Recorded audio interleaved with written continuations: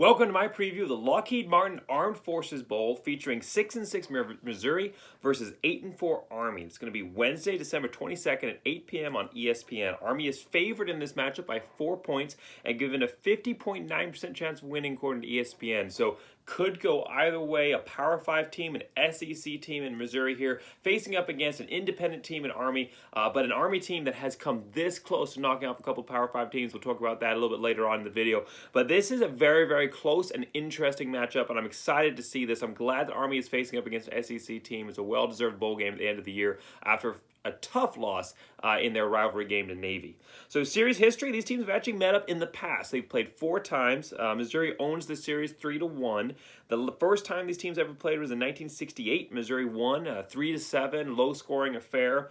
Army last won in 1971. I believe that was the second game in the series, 22-6. And then the last game was in 1982, Missouri winning 23-10. So haven't played recently, but there is some serious history between these two programs. Record review, Mississippi, I actually thought they were going to have a much better year than they did. I was projecting a 9-3 season. Athlon Sports was projecting 8-4, so some high hopes for Missouri coming into this season, and they just didn't end up living up to that, of course, with the 6-6 record. Army, on the other hand, having pretty much what everyone was projecting. So I was projecting 9-3. Athlon Sports was projecting 7-5, so ending up right in the middle there with an 8-4. Of course, should have beat Navy. That was definitely a team that they outmatched in that one as far as being on paper going into that game. Navy 3-9, Army finishing 8-4 bowl eligible. So that 9-3 was this close to happening, but in the Army-Navy game, it doesn't matter if Navy's coming into that or if Army's coming to that, whatever. It doesn't matter what the record of the teams are coming to that. If one of them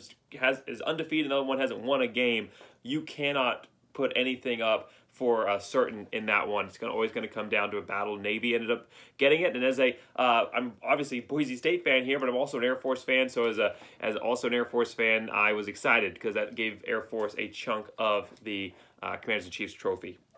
So best win going here for Missouri was it was really a pretty easy schedule overall. I'm actually going to do worst loss here. I kind of jumped ahead. Worst loss for Missouri, so a 62-24 loss to Tennessee. They got shellacked by Tennessee. That's not a good look. Tennessee finishing 7-5, so a little bit better than they have in past seasons here, but still, you don't want to get beat by that bad, 62-24.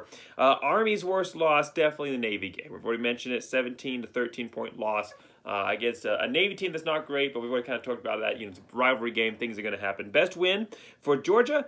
It was a really, really easy schedule. Besides Georgia, for Missouri, it was really, really easy schedule. Besides Georgia, Kentucky, and Texas A&M, there really wasn't anybody on this roster that I didn't think Missouri couldn't beat. I thought that's why I thought they were going to go 9-3. I thought they would have losses to those 3 teams, and that they would go through and win the rest of them.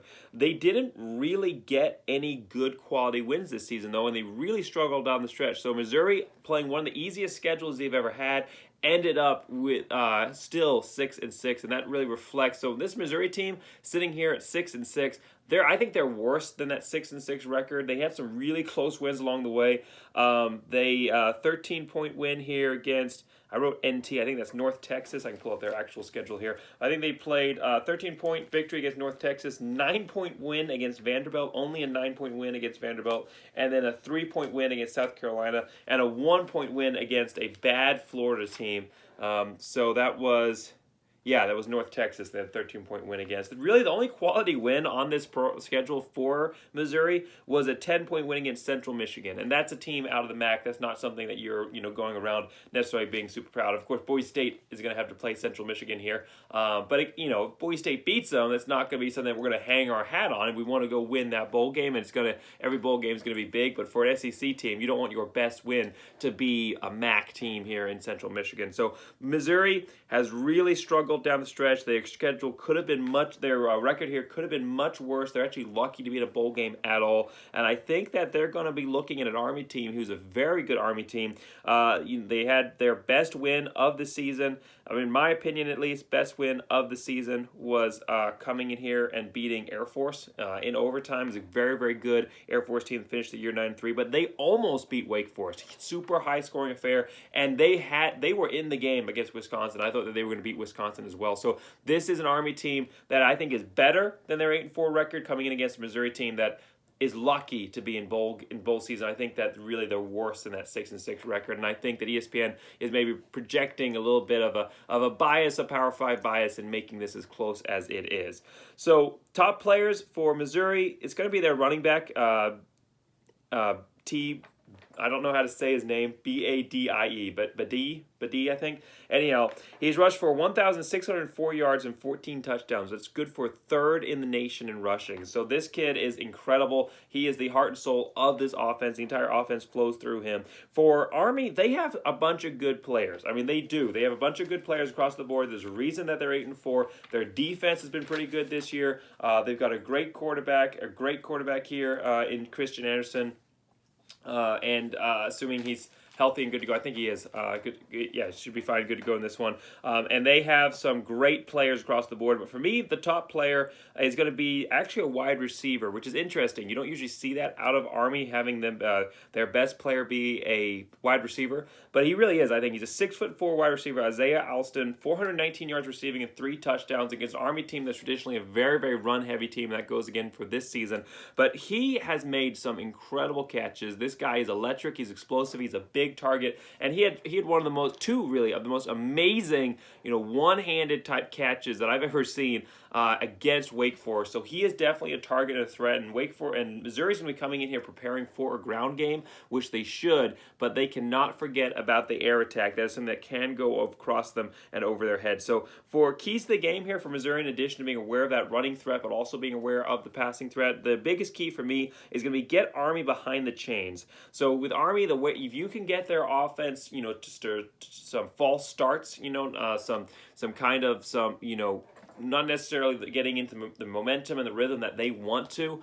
If you can get them behind the chains where they're not able to just run it up and punch it up for short first downs or short second and third down attempts, you get them in the backfield, you get sacks, you're going to be able to create turnovers, you're going to be forced Army to punt the ball away, and you're going to mess up their entire offensive rhythm. So the big thing for Missouri here is just to I would go all-out blitz on Army all day. Yes, be aware of that passing threat. It shouldn't be – it's a threat that's there. You need to be aware of it, but it's also something that's not going to be the number one option for Army here. So Missouri should be able to cheat up a little bit, go run heavy attack on defense at least, and try to get Army down behind the chains. For Army, it's just stick to script. Honestly, this might seem like a huge matchup. It's an SEC team, haven't played an SEC team this year, haven't got a Power 5 win, but you have played so well all season long. I mean, really have close in all the matchups that they've played, have some great wins, a great win against Air Force. They have a win to end the season against my Liberty Flames, my second team, Liberty, and they have almost come this close to winning a couple Power 5 matchups in Wake Forest and going up against Wisconsin. So just stick to script. This is no different than any other game. Don't have the lights be too bright for you. This is no different than any other matchup. It's a bowl game against a big Power 5 team, but you can beat them being who you are throughout the season. You don't have to do anything super fancy or super special in this game. Just go out there and play the way you have the entire season, and you can win this game against Missouri. So my prediction for this is that Army avenges their loss to Navy and gets that key Power 5 win that they've been so close to getting all season. Gets that key Power 5 win to end the year at 9-4, coming close to my predicted record of an overall 9-3. All right, thank you, and I'm going to call I forgot to write it down. I'm going to call over on the over or under on this one as well.